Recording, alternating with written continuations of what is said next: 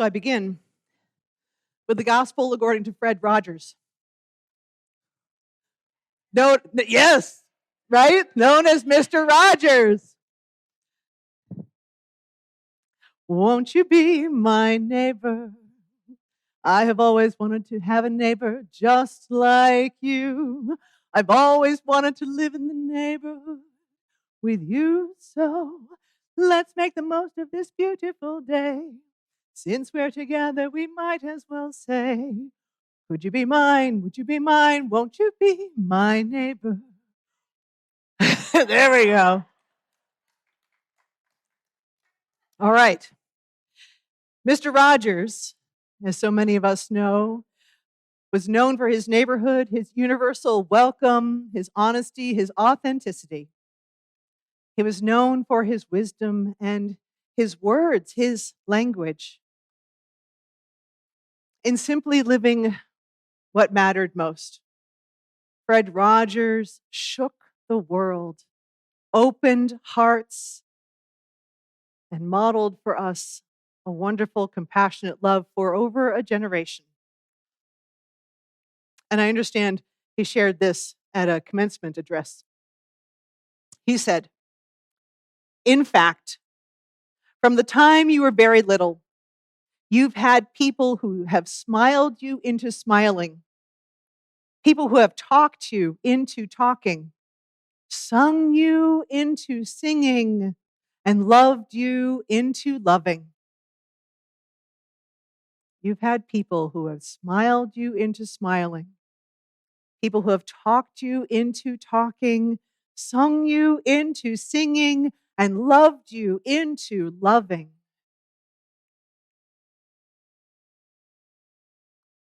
Each of us have had, in one way or another, people who have built upon what is already within each of us.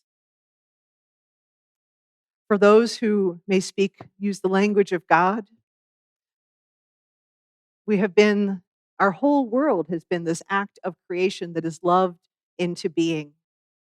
Not something that's been created by a fearful or vengeful punisher, but a force of love, of companionship, of compassion. We have this powerful context of emergent life in all of its wonder and chaos and phenomenon. For those of us as human beings, we are trying to foster this experience of mutuality, of generosity, of making an expression, whether spoken or sung or modeled or simply lived. And all of it gets to come from a place of love. The Artemis II astronauts just showed us how we can do amazing work with people striving together, supporting each other. From the people in the capsule who became a crew, to the technicians making the smallest component and testing it until it was perfect, to the people who did the math, all the generations of people who did the math, including those African American women who laid the groundwork for the space program, so that the capsule today could leave orbit, swing around the far side of the moon, and return safe and sound, and so much more, and so many more people. It is an experience of humility and passion and purpose. Artemis II mission specialist Jeremy Hansen spoke about what they have been hearing from people who are commenting on what they saw in the crew during the voyage, what they saw that was something special to witness. We had people all around the world commenting. They saw the love. They saw the joy. Hansen said, I would suggest to you that when you're looking up here, you're not looking at us. You're not looking at us. We are a mirror reflecting you. We are a mirror reflecting you. And if you like what you see, then just look a little deeper. This is you. This is you.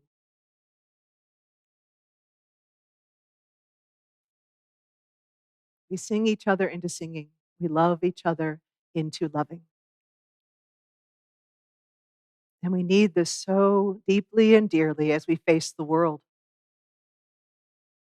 We have this great task as a religious community. I take a note from Walter Brueggemann, who's a Christian elder, renowned preacher. And he said,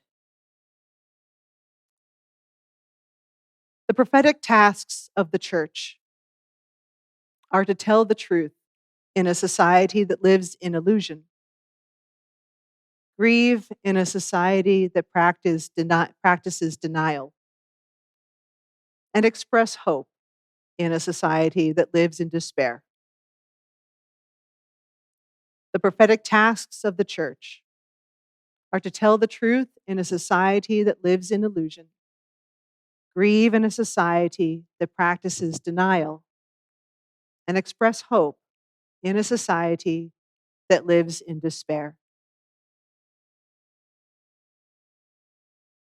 This Artemis mission had been in the planning for years, and I'm so glad it happened today.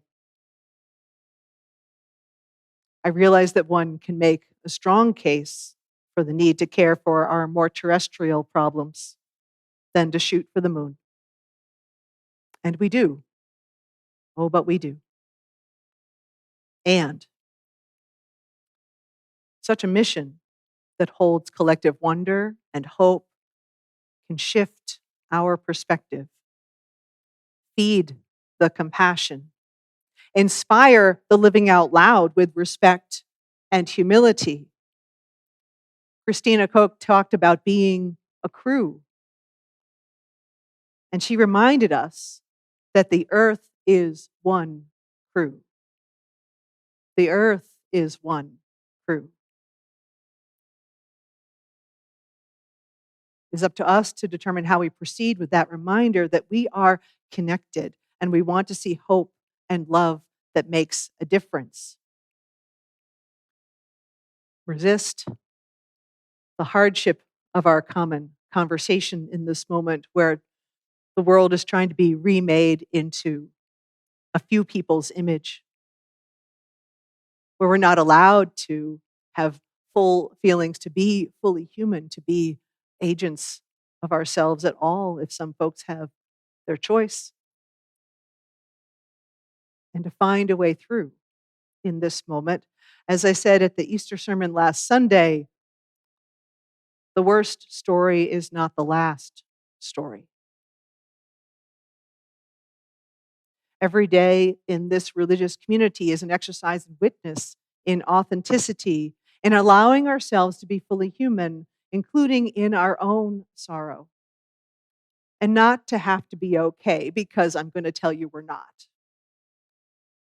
But connect with possibility in the midst of despair. In the beginning of this year, the board of this congregation considered the hopes and needs of the congregation, what we should work for, what would help us feel accomplished by the time we get to the end of the year. You know, that church picnics is coming up. And I asked for, after a long conversation, I asked for 3 words, something with a little poetry, something that could preach. In case you're wondering, financial health and budget and cost of living just don't sing out. They don't sing. If someone could make it sing, boy, come find me. But also, not just that it's poetic, but what is the feeling behind the hopes? What resonates with this moment and in the year to come? And we arrived at 3 words: community, conscience, and commitment. And I was reminded of these when I saw the words of wisdom from Walter Brueggemann, talking about truth in the midst of illusion, grief in the midst of denial, and hope in the midst of despair. And I think those words of community and conscience and commitment aren't all that far from it. Hey, board, look at how poetic you are. Pretty good. In February, many of you joined us for a conversation with Reverend Sharon Dittmar, our contact with our larger Unitarian Universalist Association. And that Friday evening conversation, Reverend Sharon led us through hopes and fears and some history of the church. And in the hopes, those were very clear. There was hope for more strong support for children and youth education. People are here because the program is good and people want it to be even better and to have more children and youth. Yes. There's the desire for a true youth group. There's a hope for growing in how we welcome people, all people, as being gay, bisexual, transgender, queer, asexual, intersexual, plus folks who are Black, Indigenous, and people of color. We want to challenge ourselves to do better. Protestant faiths, the white Protestant faiths in particular, struggle with racial diversity. I think we can do better. We get to show up in our language, in our self-awareness, as true partners that can be trusted. Those are things that we can work for. There's also just a straight up desire for more work in justice to make a real and tangible impact with our neighbors. We want to simply be more known in the community. Now, we've gotten a lot better. We've grown so much in having a plan and having organization and understanding the systems of getting the word out about events here at the congregation. Last week's egg hunt that used up all the things we put together. That's a good example because those are public event. That's a public event. Our annual haunted forest. If you have not been here for our haunted forest, we turned the whole route out in the woods into a life-size haunted experience, and we have hundreds of people come through. Hundreds of people from the public come through. And in terms of our visibility and being known, we can grow. Specifically, there was a hope that we could reach for folks who maybe aren't particularly religious, maybe atheist, maybe more agnostic and more, which is always an interesting balance because this congregation occupies a fantastic space in the middle of religious and not religious. People are like, I'm not sure about organized religion. And I'm saying, we're trying to be both organized and religious. Come find us. People want to meet people, both who are like us and who are different than us. We want friends and social connections. This is part of the bedrock and the foundation of all that happens in congregational life. People sign up to do things together because they want to hang out with their friends. We can do more. And there's simply, in that conversation with Reverend Sharon, there was simply a hope for more kindness. Two of our children in that conversation expressed this. They are picking up on how cruel and ugly the world is, and they are just wanting a place where there is hope and kindness. And that place can be here. In fact, it is. We had some fears. We had some fears that there's not enough youth, that there's not enough young adults. There's some concerns about financial health. There's been a lot of rising costs. Who knows about those rising costs in our lives, right? Yeah. I was talking to the kids about the Costco gas prices the other day. We've had transitions in ministry, transitions in generations. We are in a generational shift right now. And COVID, of course, had its own impact. We're making progress, and the current economy and national concerns make it that much harder. I'll say this note. What occurred to me is how much every person's contributions have a greater impact as a result. Every person's contributions help amplify what we can do together. And because of how much I know it's costing every one of us more dearly, I so appreciate everything that is given because it is that much more valuable. It is dollars and value in our lives. So thank you. We do have, we do try as a beloved community to make room for grief, to make room for sorrow, to understand what has been lost, what has changed in the last 6 years, and how much it can take that much more effort to connect now, to be a little brave and reach out and try again. We have such a fantastic new configuration of the congregation, unlike any and any other generation before. This is the congregation that is here and now. How shall we get to know each other? We thought we'd take a photo to commemorate the moment. And we come to this not in isolation, but because of our history of this congregation. We had a chance to recognize with Reverend Sharon how much this congregation has shown up for the community, establishing safer places for children, for women. There was a food pantry during the Great Depression, and much more. And then we were talking about now. What's now? We get to be reinvigorating the Social Impact Committee and do the kind of both immediate work and the long-term effort to make our lives and our world more just and sustainable.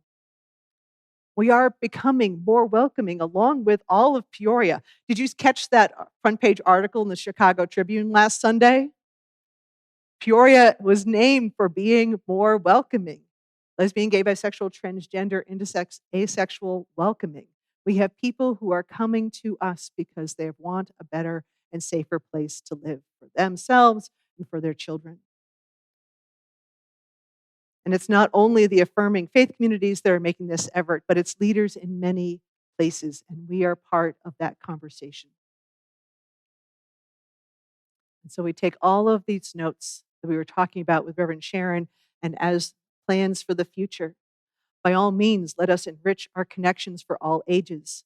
Keep speaking the truth in love as we care for the congregation and show up in the larger world. Keep pushing ourselves to do better in racial justice, in being visible and known, but also simply in being a deeper and more authentic people. In no small way did this whole conversation inspire our theme for the annual campaign, Living Our Values Out Loud. This is to be done with each other, that we sing each other into singing, that we grieve into grieving, that we love into loving. It is to be done with each other for our children and youth, for every generation to find a place and a people here. For all the theologies that show up on any given moment, the religious but not too religious, the faithful and the faith forward. We get to do this wonderful work together. And we do so with a deep love at the center of all things. I close with words from my colleague, Reverend Danya Edwards, revolutionary love. And she says, I wouldn't be here if it weren't for my faith. My faith that our collective love united can drown out the evils of empire and hate and greed. Together, we create a love energy more powerful than any force of oppression. Because when two or more people are gathered side by side, arm in arm, shoulder to shoulder, the force of love ignites liberation. Revolutionary love calls us to know ourselves deeply, see God in the stranger, find beauty in the imperfect. Revolutionary love calls us to find the divine in dirt, the holy in the heartache, and the sacred in the scars. Revolutionary love calls us out and then back in. Love calls us to be better, to do better. Revolutionary love calls us to heal and hold each other because none of us would be here if it weren't for our faith in each other.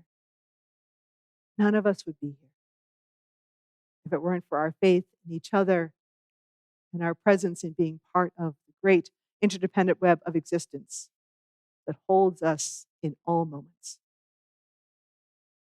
Let us go forth and live and love out loud. Amen.